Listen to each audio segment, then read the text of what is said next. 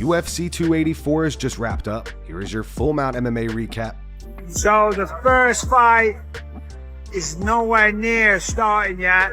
As I'm saying, the first fight is nowhere near started yet, and the arena is slowly filling up. It's going to be a good night. UFC 284 live from Perth, Australia. As I say, first fight didn't start for about an hour. These people need to get a life. It's all 5 in the morning. Got some great seats here, Brian. Great seats. Some great seats. You know, they say the most basic human need is to feel appreciated. And I just have to say, the love and appreciation that I have felt from the Australian UFC fans this week is honestly nothing that I have ever experienced in my entire career. And to say that it gives me confidence going to that broadcast booth tonight is a total understatement. So to all the Aussies, the Kiwis, and everybody else, you have my eternal gratitude. Won't be long now, folks. We'll see you live on pay-per-view. Let's go! To kick off the main card tonight, Jimmy Crute and Alonzo Menifield fought to a majority draw. Chito Vera reacted saying, "Way to start the main card, boys." Jamal Hill says, "Gritty fight." Terrence McKinney tweeted, "Thanks for the war, fellas." Stephen Wonderboy Thompson says, "Crute with the big heart. Wow, what a fight." And Darren Elkins tweeted, "Great way to start the main card. They left it all out there." Hey, let's do it again, me and him. If we can do it here, that'd be perfect for y'all. I was hurt, but I never did know where I was, man. It was more his speed than anything that surprised me. Well done, bro. See you. We're going to run it back. Justin Taffa defeated Parker Porter via knockout in the first round. Before the fight, John Jones tweeted, "Let's go Parker Porter. Pulling for you, big dog." And after the fight, he tweeted this gif. Vicente Luque tweeted, "What a punch." Chito Vera says, "Night night." Aljamain Sterling tweeted, "That was brutal. Left hand right on the button." And Terrence McKinney says, "Dang, that was cold."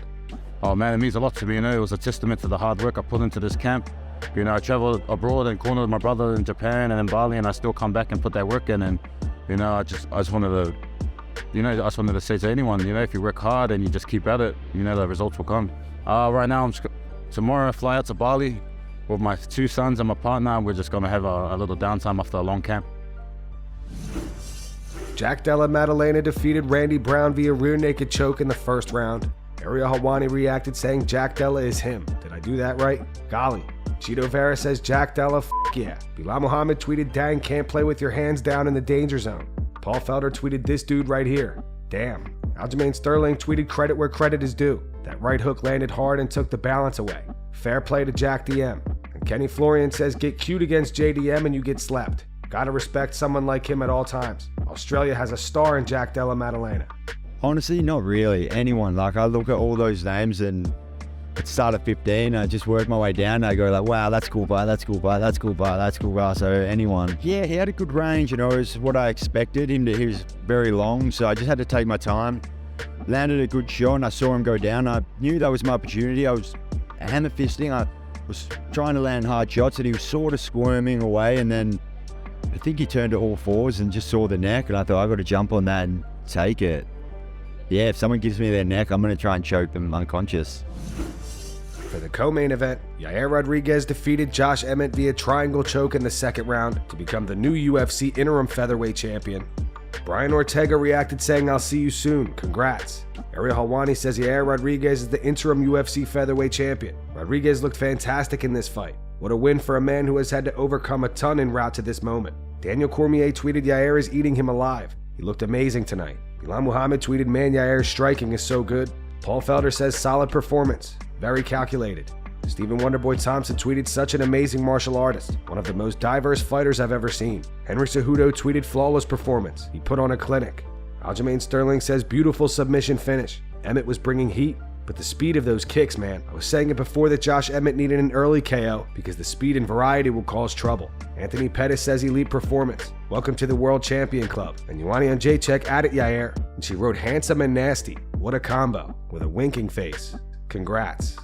I've been dreaming about this moment since I was a kid, you know, and my family too. It's just that I can't thank God enough for this opportunity. You know, I can thank the UFC enough for this opportunity. And for the main event, Islam Makhachev defeated Alexander Volkanovski via unanimous decision. Conor McGregor tweeted, "Pound for pound wafflers." Nate Diaz said, "Congratulations, Alexander Volkanovski." He followed up with, "Yeah, right, Islam got his ass whooped." Kevin Lee tweeted, "Volk won." Chito Vera says, "I thought Volk won." Cody Garbrandt tweeted fight lived up to a super fight. Beck Rodriguez says that's absolute dog shit. Everyone knows Alexander Volkanovski won. Sam Alvey says they did Volk dirty. Great fight but wrong decision. Daniel Cormier tweeted was exactly as we said. Part of the reason we have the jobs that we have. Henry Cejudo tweeted respect. That was one of the most competitive fights in the history of the sport. And Lil Wayne says not sure if I'll ever watch the UFC again. He followed up with did Volk bad. I show why I was #1. They have to improve more. They have good striking, good wrestling, grappling skills. This is his area. You like or you don't like, I am best fighter in the world right now. Last week, news broke that Kevin Lee will be returning to the UFC. Kevin's last fight in the UFC was back in August of 2021, where he lost a unanimous decision to Daniel Rodriguez. Kevin defeated Diego Sanchez in Eagle FC v unanimous decision in March of 2022, and now he's coming back to the UFC. John McCarthy and Josh Thompson on the Weighing In podcast react to Kevin's return. Good for him. Good for him. That's awesome. I'm pumped for him. And I'm glad that the UFC, brought him back and stuff. Like he can still fight. Yeah. He's still a talented guy. He's just got to be intelligent in the fashion that he does fight. And be intelligent about the weight class that he decides to fight in. Right now, he's listed at the 170 because of he had that Diego Sanchez fight with Eagle FC, and maybe he should stay at that because getting down to 155 was killing him. Yeah. So I'd like to see him stay at 170 and let's see what he does there. We'll see, but I'm happy for him though. Yeah. I'm really happy for him. I'm glad that he was able to get back in. He needed it. I think he's managed by Ali, which is Habib and Islam and all their managers. And I think that they were able to pull some strings, get him to sit down in front of Dana and be like, hey, look, we like you. I think they've always proven that they've liked him. He just needs to get it together outside of the cage. Like, what do you want to do? You can't be 55, can't be 70, and then and him and Ha, and then be inactive and all these other things. So you gotta stay the ground. What do you want to do? Tell me, give me the direction you want to go, and I'll invest money behind you to promote you. And I think that's probably what they did. They sat him down and said, hey, this is what we want to do. And Dana probably jumped on board. Yep. Good for them though. I'm happy, man. I'm glad. I like him a lot. I've always liked him. He's extremely talented. Yeah. He's a great fighter. He just, I think, got lost a little bit there in the middle, and I think he'll be back. He will be back, obviously, but I think he'll be on a win streak for a little bit. And that's going to wrap it up for the news. Thanks for watching. If you enjoyed the video, be sure to subscribe to Full Mount MMA and click the bell icon to be notified when we post future ones. Here are the 3 top comments from last video. The first one's from AHouse5278. It says in one of Dustin's interviews, he said he'd clean up Chandler in the 3rd, and he did tap out Chandler in the 3rd, but Bisping said it went to a decision. The second one's from Bottle Coke. It says, Nate, release me. I got to do. Also Nate, doing nothing but talk. And the final one's from Bobby. It says, Nate's CTE is really getting out of hand. We need a doctor ASAP.